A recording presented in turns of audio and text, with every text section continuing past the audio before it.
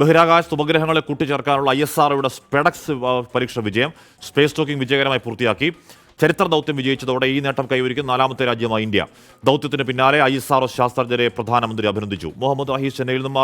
Rahees, America, USA, Russia, ചൈനയ്ക്ക് പിന്നാലെ 4ാമത് രാഷ്ട്രമാകുന്നു India. അത് ഇസ്രോയുടെ വിജയ കുതിപ്പിൽ ഒരു പൊന്തൂവല്ലെന്ന് ഉറപ്പായും നിസ്സംശയം പറയുകയും ചെയ്യാം. റഹീസ്.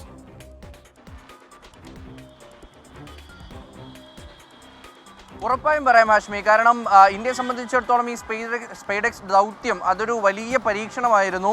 കാരണം 16 ദിവസം എടുത്ത് മാത്രമാണ് നമ്മളിപ്പോൾ ഡോക്കിംഗ് സാധ്യമാക്കിയിരിക്കുന്നത്. ഡിസംബർ 30-നാണ് ഇത്തരത്തിൽ PSLV C60 വഴി 2 ഉപഗ്രഹങ്ങളെ അതിൻ്റെ ഭ്രമണപഥത്തിൽ എത്തിക്കുന്നു. അതിനെ 20 കിലോമീറ്റർ അകലങ്ങളിൽ ഉറപ്പിച്ചു നിർത്തുന്നു. ശേഷം പലതവണയായി ഇങ്ങനെ അതിൻ്റെ ദൂരം കുറച്ചു കൊണ്ടുവന്ന് അകലം കുറച്ച് അവസാനം അത് ഡോക്കിംഗ് സാധ്യമാക്കിയിരിക്കുന്നു. ഇത് ഒരു ചെറിയ പരീക്ഷണമായിരുന്നില്ല. കാരണം നേരത്തെ 2 തവണ തീയതി പ്രഖ്യാപിച്ച് ഇന്ത്യ ഡോക്കിങ്ങിനായി കാത്തിരുന്നതാണ്. ഇസ്രോയിൽ എല്ലാ ഒരുക്കങ്ങളും നടത്തി അവിടെ ബഹിരാകാശ ശാസ്ത്രജ്ഞന്മാർ എല്ലാം കരുതിയിരുന്നതാണ്. പക്ഷേ അപ്പോഴൊന്നും ഡോക്കിംഗ് സാധ്യമായില്ല.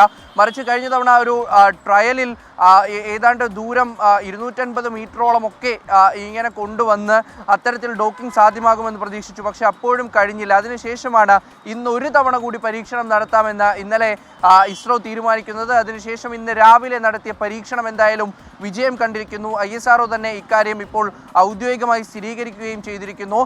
ഈ 2 ഉപഗ്രഹങ്ങളെ ഡോക്ക് ചെയ്ത് ഒറ്റ ഉപഗ്രഹമാക്കി മാറ്റി അതിൽ നിന്നുള്ള സിഗ്നൽ, അതായത് ഒറ്റ ഉപഗ്രഹമായിട്ടുള്ള സിഗ്നൽ ഒറ്റ ഉപഗ്രഹമായി പ്രവർത്തിക്കുന്ന നിലയിലേക്ക് കാര്യങ്ങൾ എത്തിയിട്ടുണ്ട് എന്ന് ISRO തന്നെ ഉറപ്പ് പറയുന്നുണ്ട്. ഒപ്പം യാതൊരു പ്രശ്നവും ഈ ദൗത്യവുമായി ബന്ധപ്പെട്ട് നിലവിലില്ല. അതിൻ്റെ കൃത്യമായ സിഗ്നലുകൾ ലഭിക്കുന്നുണ്ട് എന്ന് ISRO ഉറപ്പിച്ചു പറയുന്നുണ്ട്.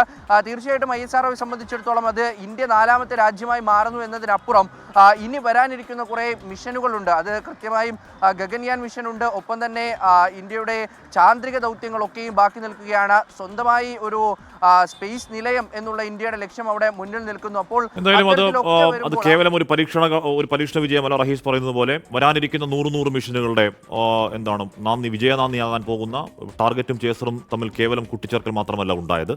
അത് ബഹിരാകാശത്തെ ഇസ്രോ നയിക്കുന്ന വിജയ പര്യടനത്തിന്റെ ഒരു പുതിയ നാഴികക്കല്ല് കൂടിയാവുന്നു. അപ്പോൾ അഭിനന്ദനങ്ങൾ ISRO.